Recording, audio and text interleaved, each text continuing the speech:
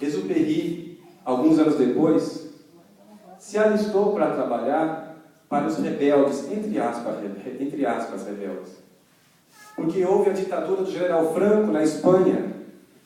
E ele, idealista, sempre trabalhou e escreveu pela liberdade, pela democracia, se colocou então como um soldado voluntário para trabalhar pela democracia, pela liberdade, contra a ditadura militar.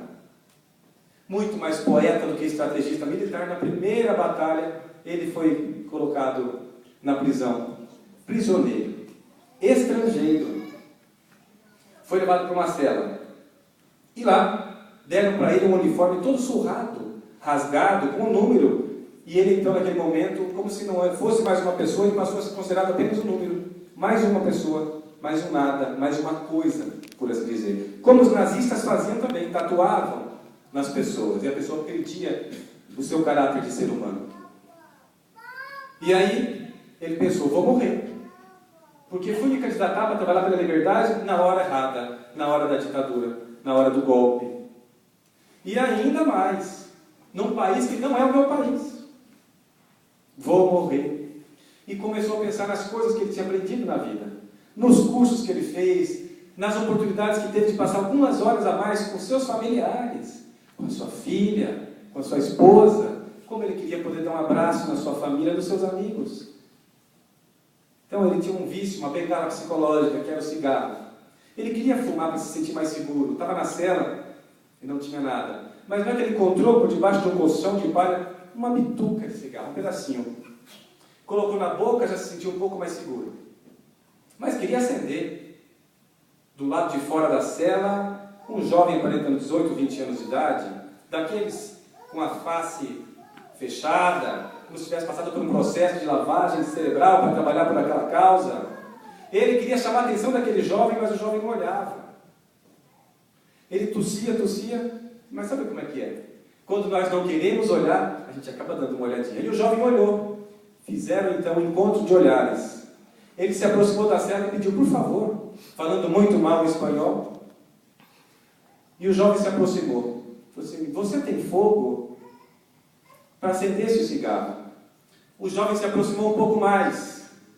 E a história simbólica nos mostra como é importante a aproximação que nós desenvolvemos nesses dias. O jovem se aproximou um pouco mais.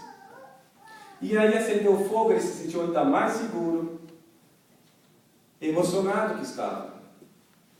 E falou assim, meu jovem, eu escolhi trabalhar pela liberdade, a coisa certa, na hora errada, na hora dos militares, na hora da opressão, do autoritarismo.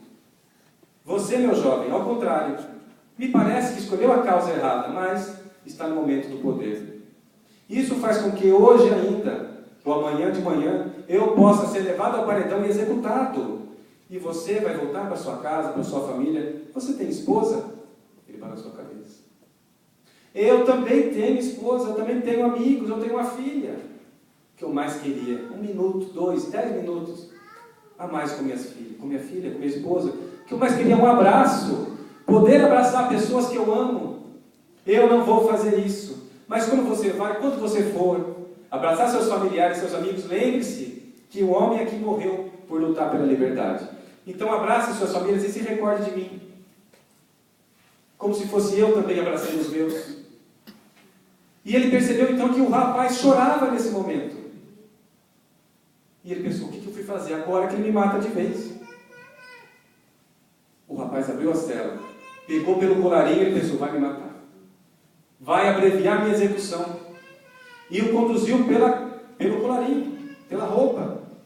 Foram pelos cantos do quartel. E no fundo ele abriu um portão e empurrou. Vá! Exupéry pensou, vou morrer, vai atirar nas costas. Vá! O rapaz chorava, vá! Ele começou a caminhar a passos lentos.